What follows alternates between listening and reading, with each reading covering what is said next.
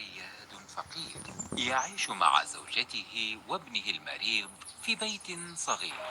كان الصياد يخرج كل صباح متجها إلى البحر، يجلس لساعات ليصطاد سمكة يعود بها إلى منزله فيطعم بها زوجته وابنه.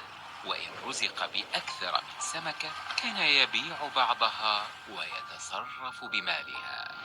في يوم من الأيام خرج الصياد مع تباشير الصباح وقصد البحر ليصيد ما يتيسر له من الأسماك. رمى بسنارته إلى البحر وجلس منتظرا، وبينما هو ينتظر أخذ يتأمل السماء والأشجار والطيور. بعد برهة شاهد حمامة عائدة إلى عشها وفي فمها بعض الديدان. نظر الصياد جيدا فإذا بفراخ الحمامة يفتحن أفواههن ينتظرن الطعام الذي جلبته أمه.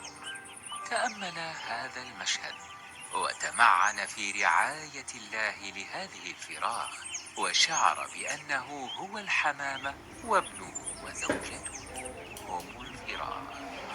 في نهاية اليوم كان قد اصطاد بضعة أسماك، باع بعضها ورجع ببعضها إلى المنزل. لكن هذا المشهد ظل عالقا في رأسه، يفكر في هذه العناية الإلهية.